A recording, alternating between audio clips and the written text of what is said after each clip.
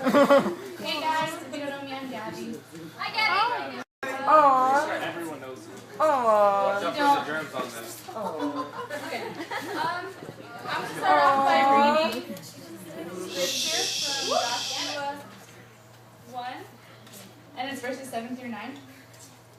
And it says, Be strong and very courageous. Be careful to obey all the law my servant Moses gave you. Do not turn from it to the right or to the left, that you may be successful wherever you go. Do not let this book of the law depart from your mouth. Meditate on it day and night, so that you may be careful to do everything written in it. Then you will be prosperous and successful. Have I not commanded you? Be strong and courageous. Do not be terrified. Do not be discouraged, for the Lord your God will be with you wherever you go.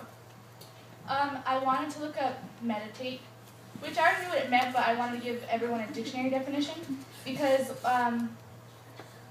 let me just give you the definition first. Meditate means to reflect on, contemplate, to plan in the mind and intend. And I think a lot of times we read the Bible and we don't meditate on the words. I think a lot of times when we do our quiet times, we just skim over the words and don't really take them into consideration. So one thing that kind of stood out to me was really dwelling on the fact that we need to meditate on the word rather than just read it like a billboard we see driving down the highway. Sorry, hold on. A lot of times my intention not to really read and understand the Bible, and it should be that way. So the verse stuck out to me and reminded me that no matter how hard it is to sit down and read the Bible, I should do it with a good heart and with the intention of meditating on the word, not just reading through it. So it's short and simple. That's pretty much all.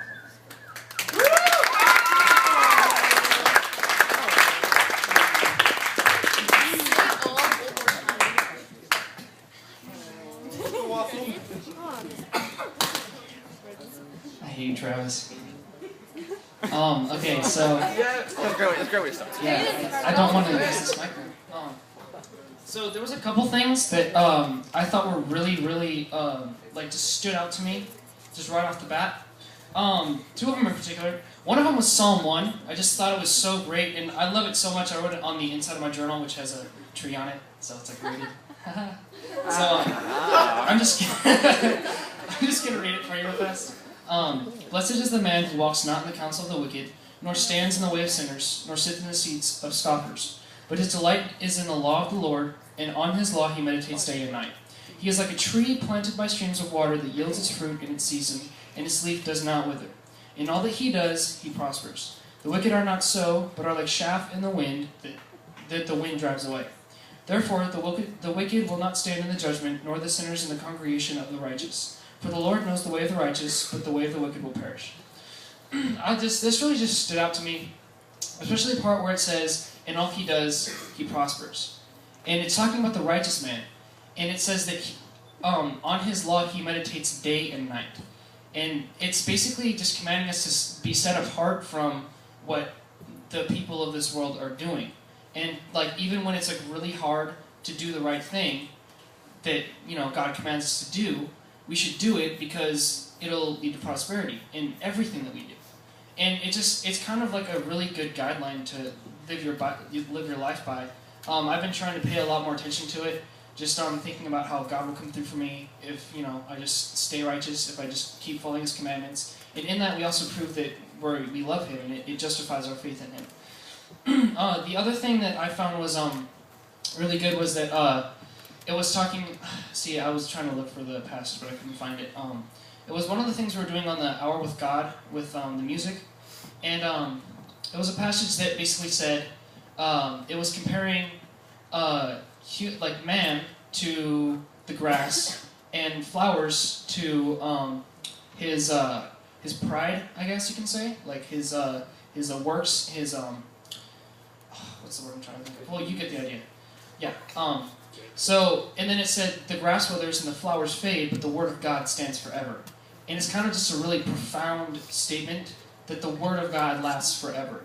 And it stood out to me because, like, it doesn't really matter what we do in this life that's aside from God, because God is eternal. And we're going to be spending the rest of eternity with Him in heaven.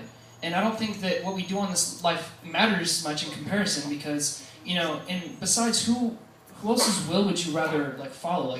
There's nobody's will that's more good and more that has your best interest in mind than God's. So it just kind of lets you see that whatever you're doing that's aside from God's glory and to further your relationship with Him, it doesn't really matter that much. And it really kind of reminded me of my mom was going through a pretty tough time with her friend Lenora, who died really suddenly. She actually, I think she had cancer, and she's my mom's really good friend from a long time ago, from when I was probably in elementary school. They got really close, and they kind of kept in touch, but they didn't talk too much. But my mom still really cared for her, and so probably maybe 5 or 4 hours before she passed, her husband decided to call my mom and say, it's time for her to go. You might want to get down here and say whatever final words you have. And so my mom rushed down to the hospital, and she wasn't sure if Lenora had accepted Jesus yet. So she was trying, and at this point Lenora was in a coma, and she didn't really, she was still breathing. She was on life support, but they didn't really know if she could really hear what anyone was saying, or was conscious about what's going on. But my mom still just felt the urge to just tell her about what she could possibly be missing out on, and tell her about what Jesus did for her and how she can live forever in heaven. And so my mom was done talking, and she said her goodbyes. And she was talking to me that same night when she got home, and she said it really just puts things in perspective, that there's not really much that matters in this world when you look at the afterlife, the eternity that we're going to be spending when we're done here. So there's not really much more importance than where you're going to go and being sure you're going to go there. And it just kind of all related, and it just really solidified it in my mind, and I just thought I'd share it with you guys.